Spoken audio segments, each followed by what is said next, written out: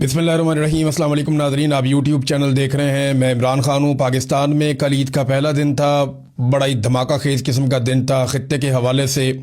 लेकिन सबसे पहले आगाज़ करते हैं पाकिस्तान के सबसे बड़े और मकबूल लीडर, पाकिस्तान के साबिक वज़ीर आज़म और पाकिस्तान की आवाम की अक्सरियत के मुश्तरका लीडर इमरान खान साहब। उन्होंने अपने बेटों से बात की है टेलीफोन पे, और बात तो बड़ी लंबी चौड़ी है लेकिन एक जुमले में सारी कहानी है। इमरान खान ने अपने बेटे से कहा, जो उनकी बहन ने रिपोर्ट भी किया, कि कासिम, मेरे पाकिस्तानियों को मेरी तरफ से ईद मुबारक देना। ये इमरान खान साहब ने जेल से आप सारे पाकिस्तानियों को ईद मुबारक का पैगाम भेजा है। तो अब मैं इससे ज़्यादा क्या कहूँ। वो जेल में भी आपके बारे में सोचता है, जेल काट भी आपकी वजह से रहा है। उसने कहा था कि मैं आपका नाक नहीं कटवाऊँगा। उसने कहा था कि मैं आपको झुकने नहीं दूँगा। उसने कहा था जो जो वादा उसने आपके साथ किया उसने पूरा किया। वो भागा नहीं डर के, उसने सौदेबाजी नहीं की, उसने आसिम मुनीर के सामने घुटने नहीं टेके, वरना हर जर्नैल के सामने हर सियासतदान ने या तो घुटने टेके हैं या गर्दन कटवाई है। इमरान खान साहब ने फंसा भी लिया और हार भी नहीं मानता। एक आंख भी उसकी इन्होंने ज़ाया कर दी, और ये सरकारी ज़राए बताते हैं, और इसके बावजूद वो आदमी पीछे हटने के लिए तैयार नहीं है। ये इमरान खान का पैगाम था, आप तक पहुंच गया। इमरान खान ने और भी बहुत पैगाम दिए हैं आपके लिए, और उसको उम्मीद है कि उसकी कौम एक दिन खड़ी हो जाएगी, और इसी उम्मीद के सहारे वो ये लड़ाई इस कौम के लिए लड़ रहा है। बहरहाल अभी चलते हैं जो खित्ते की सूरत हाल है उसकी तरफ। इसराइल ने ईरान की एटमी साइट पर हमला किया, और इसके जवाब में ईरान ने भी इसराइल की एटमी तनसीबात के करीब बड़ा खौफनाक अटैक किया है। अब इन दोनों हमलों में कोई ताबकारी फैली नहीं है, लेकिन ये खदशात बढ़ते चले जा रहे हैं। आलमी इदारा जो एटॉमिक मामलात को देखता है, AIEA, वो खासे परेशान है कि अगर कहीं रेडिएशन हो गई या कोई इस तरह के हालात पैदा हो गए तो दुनिया बड़ी अजीबोगरीब सिचुएशन से दो चार हो जाएगी। वो लोग जिनका जंग के लिए कोई कसूर नहीं है वो भी इसको भुगतेंगे। ईरान ने जोहरी तनसीबात के ऊपर जो है वो उनके करीब अटैक किया है, और ये जो एक शहर है ईरान का, दिमोना, यहां पे ईरान ने हमला किया। और पहले इससे ईरान के शहर नतंज पे जोहरी तनसीबात पर इसराइल और अमेरिका ने हमले किए थे। ईरान ने अब जवाबी कार्रवाई की है, और ये सहूनी जोहरी तनसीबात पर उसने हमला कर दिया है। अब दो जगहों पे ईरान ने अटैक किया, इन दोनों जगहों के दरमियान ज़्यादा कोई फासला नहीं है, यानी अगर आप स्ट्रेट लाइन देखें तो लगभग 25-30 किलोमीटर का फासला है। ये इस जगह पे ईरान ने अटैक किया। इसमें से एक अराद शहर है और एक डमूना का इलाका है, अराद का इलाका और डमूना का इलाका।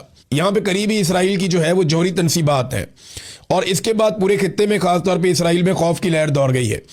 लेकिन इन दोनों हमलों ने नुकसान बहुत ज़्यादा कर दिया है, यानी इसराइल को कभी इतना परेशान नहीं देखा गया, और इतना तज़ब्ज़ुब और इतनी बौखलाहट इसराइल की नहीं देखी गई जितनी इन दो हमलों में देखी गई है। ये दोनों हमले बैलिस्टिक मिसाइल के जरिए किए गए ईरान की जानिब से, और इन दोनों हमलों को रोकने के लिए आयरन डूम ने अपना पूरा जोर लगाया। वजह यह है कि जो जितना हसास इलाका होता है वहाँ पे फ़िज़ाई दिफाई निज़ाम उतना मजबूत और मरबूत लगाया जाता है। आयरन डोम की जो छतरी पूरे इसराइल के ऊपर लगाई गई थी, इस इलाके पे ख़ास तौर पे बैटरियां और इंटरसेप्टर्स जो हैं वो उनको लगाया गया था, उनकी ड्यूटी थी यहाँ पे। लेकिन पूरी कोशिश के बावजूद ईरान के इन बैलिस्टिक मिसाइल्स को रोकने में आयरन डोम या फ़िज़ाई दिफाई निज़ाम जो है इसराइल का वो नाकाम रहा। अब तबाही बहुत ज़्यादा हुई है। ये जो अराद का इलाका है, यहाँ से जो रिपोर्ट हो रहा है कि 100 से ज़ायद लोग इसमें ज़ख्मी हुए हैं। अभी तक कोई जो मारे गए हैं वो तो रिपोर्ट नहीं हुए, लेकिन 100 से ज़ायद ज़ख्मी हुए हैं, और बहुत सारे लोगों के बारे में बताया जा रहा है कि वो मलबे के नीचे दबे हुए हैं, और वहाँ पे इमदादी कार्रवाइयाँ जारी हैं। इसके अलावा जो दूसरा इलाका डेमोना का है, वो उधर तो बहुत खौफ फैल गया, उसको तो इसराइली मीडिया ने रिपोर्ट किया। इससे पहले इसराइली मीडिया लगातार छुपा रहा था, हर किस्म के हमले को वो छुपा रहे थे, अपने नुकसान को वो छुपा रहे थे, लेकिन एकदम उन्होंने बताना शुरू कर दिया। इसका मतलब है कि ये बहुत अलार्मिंग सिचुएशन है इसराइल के लिए। नेतन्याहू ने जो एक स्टेटमेंट दिया, वो स्टेटमेंट अगर मैं आपको पढ़ के सुनाऊं तो आपको सारी कहानी समझ आ जाएगी कि कितना प्रेशर है इस वक्त। अब ये जो एक ट्वीट आया नेतन्याहू का, ये मैं आपको पढ़ के सुनाता हूं। नेतन्याहू ने कहा कि हमारे मुस्तकबिल की मुहिम में ये एक बहुत मुश्किल शाम है। थोड़ी देर पहले मैंने अराद के मेयर उससे बात की और उससे कहा कि वो तमाम इजरायली शहरियों की जानिब से ज़ख्मियों की सलामती के लिए हमारी दुआएं पहुंचा दें। मैंने अपने दफ्तर के डायरेक्टर जनरल को हदायत दी है कि वो तमाम सरकारी वजारतों के साथ मिलकर हर मुमकिन इमदाद फराहम करें। मैं इस वक्त मैदान में काम करने वाले हंगामी इमदादी कुव्वतों के हौसला अफजाई करता हूँ और मैं हर एक से अपील करता हूँ कि वो होम फ्रंट कंपाउंड की हदायत पर अमल करें। हम तमाम महाजों पर अपने दुश्मनों को निशाना बनाना जारी रखेंगे, ये जनाब इन्होंने कहा है। अब इसको ज़रा आप समझे ना कि इसराइल के ऊपर दबाव कितना ज़्यादा आया कि इसराइली वज़ीर आज़म ने 2-3 अलग अलग किस्म के स्टेटमेंट जारी कर दिए हैं इस हमले के बाद। ये 2 हमले खौफनाक थे। अच्छा, इसके अलावा ना एक और बड़ी खौफनाक चीज़ हुई। देखिए, अभी ये एटॉमिक साइट्स के करीब हमले कर रहे हैं। ईरान का भी जो एटमी तनसीबात हैं, कोई ऐसी जगह पे अटैक नहीं हुआ जिससे रेडिएशन फैले या ताबकारी असरात निकलें। और ईरान ने वैसे भी अपना जो एटमी मवाद जो उसने अभी तक हासिल किया है वो ज़ेरे ज़मीन बहुत नीचे छुपाया है। वहाँ तक अमेरिका का कोई हथियार पहुँच नहीं सकता जब तक कि उसकी फ़ौजें वहाँ पे ना उतरे या कोई गद्दार अंदर से कार्रवाई ना डालें। और दूसरी जानिब इसराइल जो है वो वुल्नरेबल है। अगर ईरान कहीं इसी मिसाइल को जो उसने थोड़ा दूर मारा, अगर वो उसको उस एरिया में मार देता एग्जैक्टली, तो पूरे खित्ते को इसके असरात भुगतने पड़ते। ये बात अमेरिका को भी समझनी पड़ेगी और इसराइल को भी समझनी पड़ेगी और पूरी दुनिया को कि ये आग से खेल रहे हैं और लाखों इंसानों की जानें, जिंदगियां, उनकी सेहत ये खतरे में पड़ जाएगी पूरे खित्ते में। गल्फ के वो ममालिक जिनका कोई ताल्लुक नहीं है वो भी भुगतेंगे बाद में। बहरहाल, डोनाल्ड ट्रंप ने एक बड़ी खौफनाक धमकी लगाई। वो धमकी मैं आपको पहले पढ़ के सुनाता हूँ, उसकी वजह भी आपको मैं बताता हूँ डोनाल्ड ट्रंप ने अब ये धमकी क्यों लगाई। डोनाल्ड ट्रंप ने ईरान को दिया है 48 घंटों का अल्टीमेटम, यानी 48 घंटों का, अब ये गिनती शुरू हो गई है घंटों की। डोनाल्ड ट्रंप ने कहा कि ईरान के पास 48 घंटे हैं, वो खामोशी से आराम से आबनाए हुर्मुज़ को खोल दे। अगर वो 48 घंटों में आबनाए हुर्मुज़ को नहीं खोलता तो मैं बहुत तबाही फेरूंगा, ये डोनाल्ड ट्रंप ने कहा। अब वो तबाही के बारे में क्या कहा कि अमेरिका क्या रद्द-ए-अमल देगा अगर आबनाए हुर्मुज़ नहीं खोलता। उन्होंने कहा जी ईरान के अहम पावर प्लांट्स को निशाना बनाएंगे जिसका आगाज बड़े बिजली घरों से किया जाएगा। वाशिंगटन इस मामले में किसी ताखीर का मुतहम्मिल नहीं हो सकता। ये जनाब डोनाल्ड ट्रंप ने धमकी लगाई और खुलकर लगाई कि हम इनकी तनसीबात सारी तबाह कर देंगे ईरान की और बहुत नुकसान पहुंचाएंगे। इसका रद्द-ए-अमल जो है वो ईरान ने भी दिया है और ईरान का रद्द-ए-अमल पहले आप पढ़ लो, मैं बताता हूं आपको ये क्यों डोनाल्ड ट्रंप ने यह कहा कि 48 घंटे में आपने हुर्मुज़ ना खोली तो ईरान के पावर प्लांट तबाह कर दिए जाएंगे।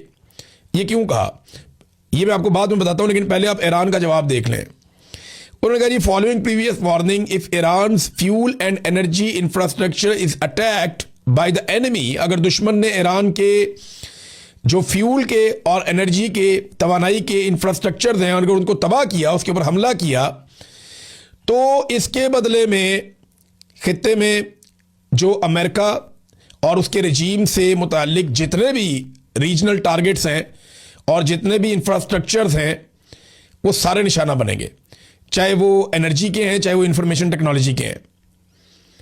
ईरान ने भी जवाब दिया कि फिर पूरे रीजन के अंदर, यानी पहले भी वो ये कह चुके हैं कि अगर हमारी बिजली या तवानाई बंद होगी या हमारी ऑयल साइट्स के ऊपर अटैक किया जाएगा, एनर्जी साइट्स के ऊपर अटैक किया जाएगा, तो फिर बचेगी किसी की भी नहीं। और यहां पे याद रखिएगा अमेरिकन कंपनियां दुनिया में सबसे ज़्यादा दौलत बना के यहां से ले जाती हैं। ये बड़ी बड़ी जो तनसीबात हैं, बड़ी बड़ी जो ऑफिसेज हैं, ये बड़ा बड़ा जो निज़ाम चल रहा है, इसमें अमेरिकन बेशुमार पैसा कमा रहे हैं। ऑयल कंपनीज में खास तौर पे इस बिजनेस में अमेरिकन बिलियनियर्स, इसके अंदर उनकी बड़ी बड़ी कंपनियां हैं और बहुत पैसा अमेरिका में जाता है। बहरहाल अब ये ईरान ने भी वापस वार्निंग दे दी है कि जनाब आप जो करेंगे वो फिर हम भी करेंगे। ये बात हमें ज़हन में रखनी पड़ेगी कि ईरान को जो ईरान के साथ किया गया, ईरान ने वापस वो किया, और जो ईरान ने वार्निंग दी, ईरान ने उसके ऊपर अमल दरामद किया। उन्होंने इस जंग में अपनी एक क्रेडिबिलिटी बनाई है कि जो हम कहते हैं फिर वो हम कर भी देते हैं। जब हम बताते हैं कि अगर ये किया तो ये करेंगे, तो फिर वो हम कर भी देते हैं। अब नाज़रीन, अमेरिका को ये क्यों करना पड़ रहा है? देखें, कुछ ममालिक ने ईरान से रब्ता किया है, मुबैना तौर पर जापान भी उनमें से एक बताया जा रहा है। उन ममालिक ने ईरान को यकीन दिलाया कि आप आबनाए हुर्मुज़ से हमारा तेल गुजरने दें, हमारे ऑयल टैंकर आप जानने दें, हम आपकी शर्त के मुताबिक चाइनीज़ करेंसी के अंदर पेमेंट कर देते हैं। अब ये ट्रिलियंस ऑफ डॉलर्स का अमेरिका का सालाना नुकसान हो जाएगा अगर ये ट्रेंड चल पड़ा दुनिया में। तो ये है अमेरिका की परेशानी। एक कहावत है ना उर्दू में, खाया पिया कुछ नहीं गिलास तोड़ा 12 ने। तो अमेरिका को लेने के देने पड़ जाएंगे, ये भी कहावत है। वो कैसे? देखें, ये तो जंग लड़ने गए थे मफाद के लिए, अपने फायदे के लिए कि अरबों डॉलर कमा लेंगे दोबारा से, और इसराइल हमेशा के लिए महफूज भी हो जाएगा। गजा के अंदर भी अपना प्लान जो है उसको अमल दरामद कर लेंगे, और अरबों के ऊपर भी एक धाक बैठ जाएगी, पूरा निज़ाम एक बन जाएगा। और डोनाल्ड ट्रंप अमेरिका के अंदर उठने वाले पॉलिटिकल मामला या एप्स्टीन फाइल या ऐसी चीज़ों से भी मुबैना तौर पे बच जाएंगे। दिमाग में तो ये था, गेम पड़ गई उल्टी। हुआ ये कि ईरान ने आगे से मारना शुरू कर दिया, और अब जो ईरान ने शर्त रखी है, अगर इस शर्त के ऊपर बाकी ममालिक आ जाते हैं और आपने हुर्मुज़ नहीं खुलती, यानी वो नॉर्मलाइज करते हैं, ठीक है जी आप चीनी करेंसी के अंदर पैसा दें, हमें उसकी आप इनवाइस दिखाएं कि आपने चाइनीज करेंसी के अंदर पेमेंट कर दी है, ले जाएं, आप ले जाएं अपने टैंकर्स, आपको नहीं रोका जाएगा। अगर ईरान ये करने में कामयाब हो गया तो ये ट्रेंड चल पड़ेगा।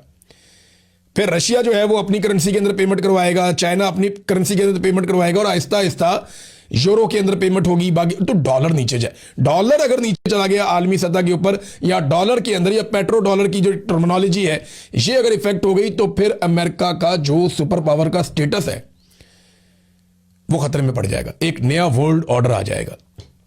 अकेला पहलवान बना हुआ ना, तो डॉलर चला रहा है पूरी दुनिया को। तो यहां पे ये खतरा है जिस वजह से डोनाल्ड ट्रंप की फ्रस्ट्रेशन बढ़ती जा रही है। वो कह रहे हैं जी 48 घंटे का अल्टीमेटम दे रहा हूं, खोलो, नहीं तो तबाही फेर देंगे। ईरान ने कहा तबाही फेरो, हम भी तबाही फेर देंगे। ये है जनाब अब तक की सूरत हाल, और ये तबाही ऐसा लगता है कि फिर जाएगी। अब ये मामला हल होता हुआ दिखाई नहीं दे रहा।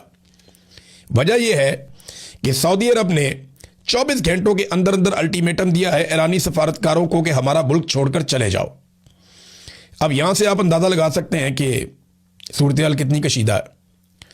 सऊदी अरब ने ईरानी सफीरों को कहा कि नापसंदीदा शख्सियात निकले हमारे मुल्क में से बाहर, और साथ ही साथ एक इत्तेहाद हुआ है इसराइली मीडिया में, बहरीन के मीडिया में और यूएई के मीडिया में।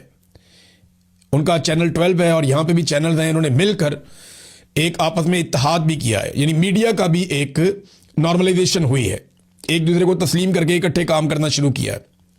ये भी हो गया। दूसरी तरफ अरब अमारात जो है वो भी ये इंदिया दे रहा है, और सऊदी अरब से भी ये खबरें आ रही हैं कि अब बाकायदा एलानिया तौर पे यहाँ पे अमेरिकन को ऑपरेशंस की इजाज़त दी जाएगी कि यहाँ से ऑपरेट कर सके, क्योंकि ईरान हमारे ऊपर अटैक करता है, उनका ये कहना है। तुर्की जो है उसके भी स्टेटमेंट्स थोड़े थोड़े से अब बदले हुए दिखाई दे रहे हैं। तो ऐसा लगता है कि अरब ममालिक से अब ईरान के ऊपर अटैक होगा, और पाकिस्तान को इस लड़ाई में उतरना पड़ जाएगा। पड़ क्या जाएगा पाकिस्तान की, तो ऐसा लगता है ख्वाहिश है कि वो इस लड़ाई में उतर जाए, क्योंकि जहां डॉलर वहां पे हमारी लड़ाई होती है। अमेरिका डॉलर देता है तो हम मुजाहिदीन बना देते हैं कि जनाब ये तो मुजाहिदीन है, ये तो कमाल लोग हैं। अमेरिका दोबारा डॉलर देता है तो हम कहते हैं नहीं ये तो दहशतगर्द थे, और फिर डॉलरों की लालच आती है तो हम उनको लाके पाकिस्तान में बसा देते हैं। फिर डॉलर की लालच आती है, हम उनके ऊपर बमबारी शुरू कर देते हैं। तो हमारा तो जनाब डॉलरों के साथ है मामला, डॉलरों के बगैर नहीं है। ईरान हमें डॉलर देता तो हम ईरान के साथ खड़े हो जाते, ये भी हो सकता था। लेकिन अभी एक अजीब ट्रेंड पाकिस्तान में मैंने देखा कि कल क्योंकि ईद का दिन था, तो ईद के दिन ईद की नमाज पढ़ाई उलमा इकराम ने, तो पाकिस्तान भर की मसाजिद से ये बात रिपोर्ट हुई, और हर जगह से दोस्तों ने बताया कि पूरे पाकिस्तान में मसाजिद में उलमा इकराम ने ईरान की फतह के लिए दुआएं मांगी हैं, ईरानी कौम के लिए दुआएं मांगी हैं, और ईरान के हक में दुआएं मांगी है पूरे पाकिस्तान की मसाजिद में उलमा इकराम ने। अब सवाल यह पैदा होता है कि हमारी मिलिट्री एस्टेब्लिशमेंट हमारे मुल्क को एक ऐसी लड़ाई में ले जाना चाहती है, या एक ऐसे मुल्क के साथ लड़ाई में ले जाने की बात कर रही है जिसके लिए पाकिस्तान की कौम दुआएं मांग रही है। यानी अगर पाकिस्तान ईरान के साथ लड़ा या ईरान के खिलाफ लड़ा, तो यानी पाकिस्तान न्यूट्रल भी रह सकता है ना इस लड़ाई में। दोनों बरादर इस्लामी मुल्क हैं, ठीक है, आप दोनों आपस में ना लड़े, हम ये कह सकते हैं, हम सालसी का किरदार अदा कर सकते हैं, वो तो सबसे अच्छा है। लेकिन अगर ये दोनों लड़े तो अगर अब एक तरफ से खड़े हो गए तो मुसीबत बन जाएगी, क्योंकि जो दूसरी तरफ है उसको तो इसराइल और अमेरिका भी मार रहे हैं। इसलिए कौम की हमदर्दियां उनके साथ है। ईरान के साथ कौम की हमदर्दी इसलिए नहीं है कि कोई शिया सुन्नी का मामला है, नहीं। ईरान के साथ कौम की हमदर्दी इसलिए है कि ईरान को मारने वाले अमेरिकन और इसराइली है, और पाकिस्तान की एस्टेब्लिशमेंट ने सारी जिंदगी कौम को यह बताया कि इसराइली भी बहुत बुरे हैं और अमरीकी भी बहुत बुरे हैं। अब कौम के दिमाग में वो बात बैठ गई है, तो कौम कह रही है जी अगर वो इतने ही बुरे हैं तो आज ईरान उनसे लड़ रहा है तो आप ईरान से क्यों लड़ने जा रहे हैं? तो ये कौम जिसके लिए दुआ कर रही है, ये उसके साथ लड़ने जा रहे हैं। ये बड़ा महंगा काम पड़ जाएगा और बहुत अजीब काम हो जाएगा। नाजरीन, ईरान ने एक चीज पे और खबरदार किया है और इसके ऊपर बीबीसी की रिपोर्ट भी है। ईरान ने कहा कि अगर अमेरिका ने खार्क जजीरे के ऊपर हमला किया तो ईरान बहेरा अहमर और आबनाए बादल मंदब इन दोनों को भी गैर मुस्तहकम कर सकता है। अब ये बहेरा अहमर कौन सा है? ये रेड सी है। ये बाब मंदब से आगे ऊपर जहां पे नहर स्वेद है, ये वहां तक का इलाका है समंदर का। और इसको ईरान कैसे गैर मुस्तहकम कर सकता है? यहां पे देखें, सिक्योरिटी के कुछ एरियाज बने हुए हैं, उनको ईरान मिसाइलों से निशाना बना सकता है। और जो हौसी हैं वो, क्योंकि यमन के हौसी ईरान को सपोर्ट करते हैं, तो वो भी यहाँ पे एक बदअमनी पैदा कर सकते हैं। तो तेल की तजारत मजीद मुतासिर हो जाएगी कि जो अल्टरनेटिव थोड़ा बहुत तेल निकलता है या कोई उनका है बंदोबस्त, वो भी खत्म हो जाएगा। तो ईरान ने यह कहा कि अगर अब ये किया गया तो फिर इसके नतीजे में हमारा रद्द अमल ये होगा। एक और चीज़ जो ईरान के स्पीकर ने की, कालीबाफ, उन्होंने जो स्टेटमेंट दिया, उन्होंने कहा जी इसराइल की फ़िज़ा अब दिफा के बगैर है। यानी ये वो दफाई निज़ाम था उनका, फ़िज़ाई दफाई निज़ाम, वो अब बहुत कमज़ोर है, ख़त्म हो गया। तो जो पहले से तयशुदा अहदाफ हैं उनको निशाना बनाने का वक्त अब आ चुका है, ये जनाब उन्होंने कहा, कालीबाफ ने। तो ईरान के लिए अब वो टारगेट इजी हैं जो कल तक बहुत मुश्किल थे। एक और खबर है नादरीन, और ये बड़ी अहम खबर है। ये दावा किया गया कि 4000 मील दूर ईरानी मिसाइलों ने जाकर एक अटैक किया है।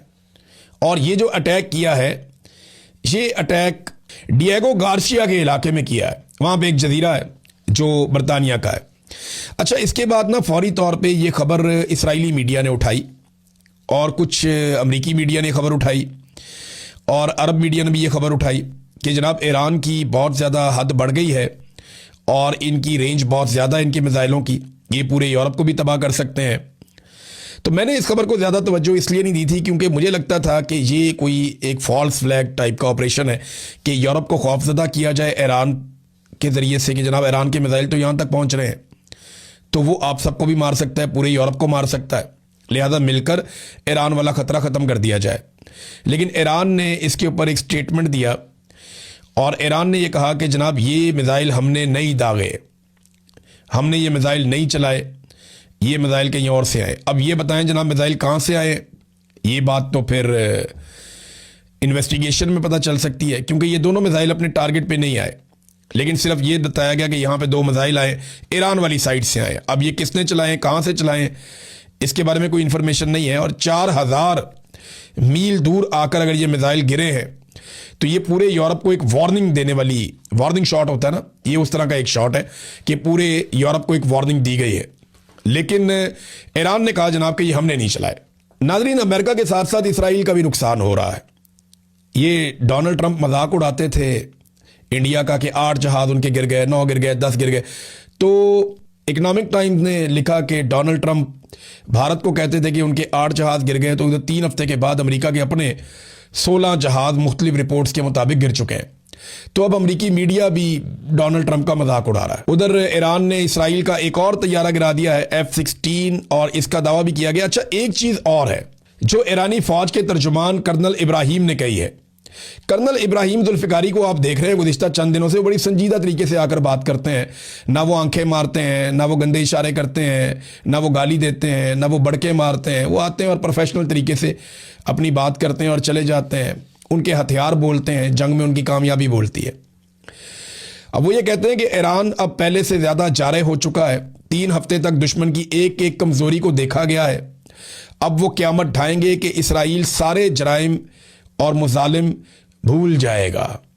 और कल का दिन जो है वो इस बात का सबूत भी है। कल बहुत मारा ईरान ने इसराइल को। इसराइल ने पूरी कोशिश की इंटरसेप्ट करने की उन मिसाइलों को, लेकिन वो जाकर गिरे हैं और उसकी वजह से पूरा इसराइल लड़स गया है। तो नाज़रीन, अब तक के लिए इतना ही। अपना ख्याल रखिएगा, अपने इस चैनल का भी। अल्लाह हाफ़िज़।